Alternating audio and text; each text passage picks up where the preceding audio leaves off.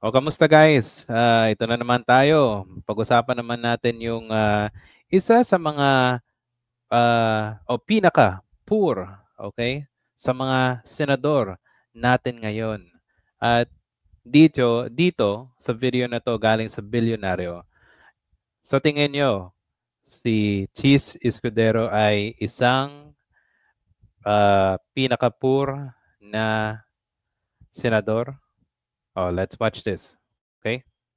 So dito makikita nyo talaga merong matinding revelasyon. Okay. Billionaires Village, ang Alpha Land Baguio Mountain Lodges. Mga bigat Oh, yan.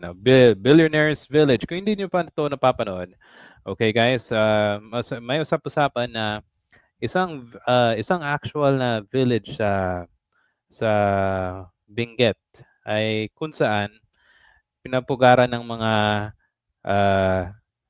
may kasong o related doon sa issue ng flood control scandal. Okay? At mukhang si Cheese at iba pang mga kongresista ay nandito sa village na to. Okay? Let's listen more. Gating negosyante, artista at politiko ang mga nagmamayari at namamasyal sa mga luxurious log homes dito. Ang ilan sa kanila dawit sa flood control scandal. Narito ang exclusive agenda report ni Dobby de Guzman. Sige. Ito ang Alpha Land Baguio Mountain Lodges sa Tokmoambo. Wow, imagine nyo? Parang sa ibang bansa, no?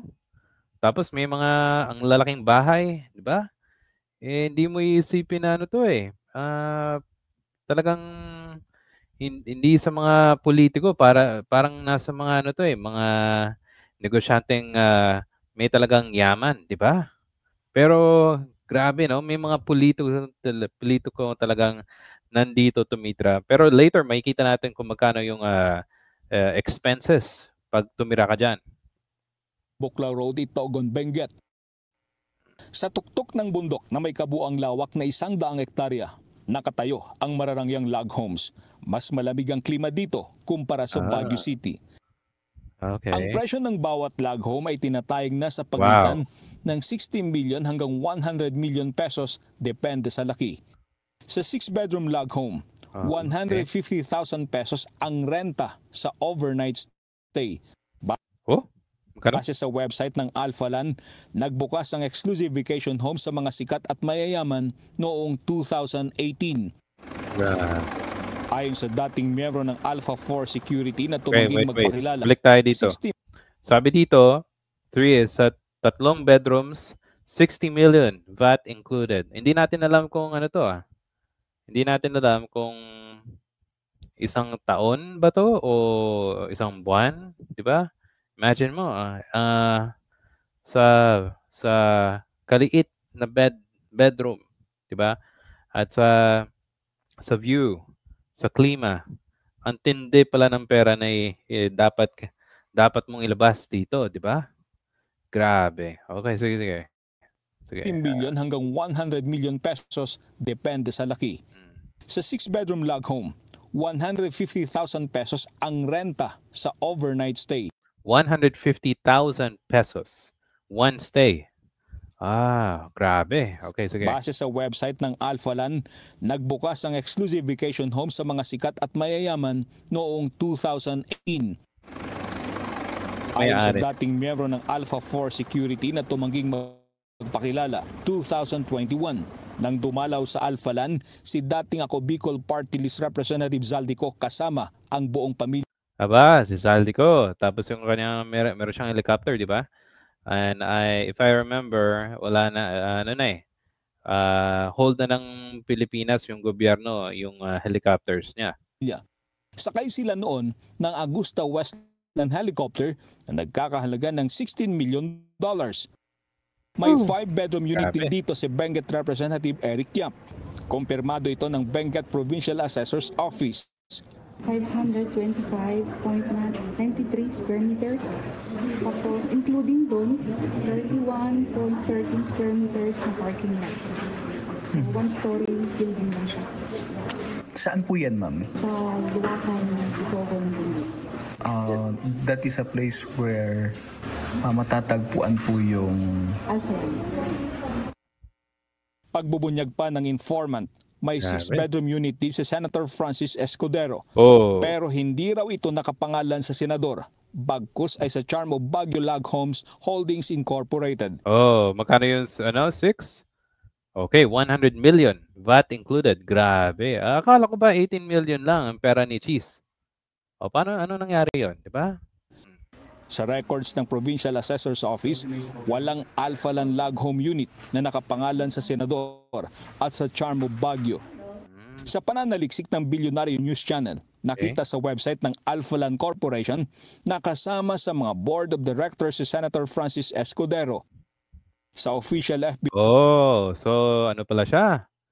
Ano siya? Tawag nito, board of director. Aba, hindi lang pala maliit yung pera ni Cheese.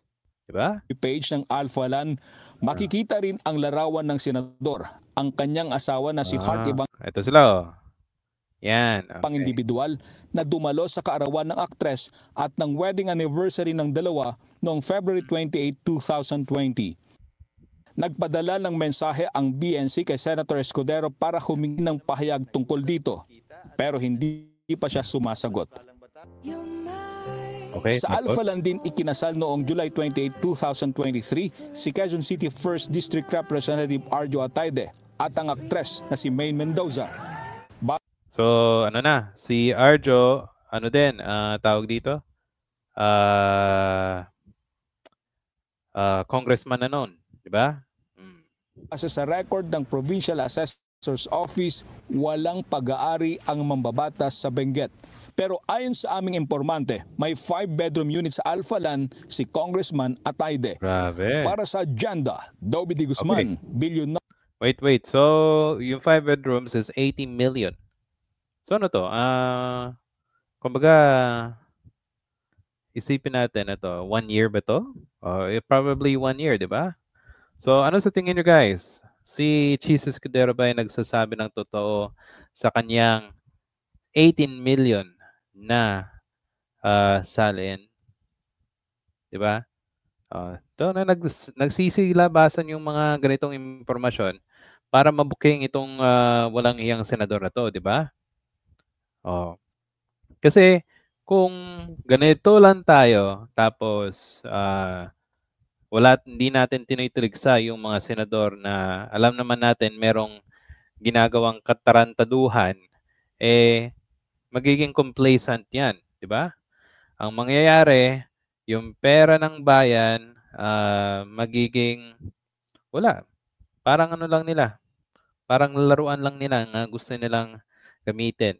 So, meron pang impormasyon na si Saldico, meron talagang isang malaking bahay at doon nilalagay yung gabundok na pera.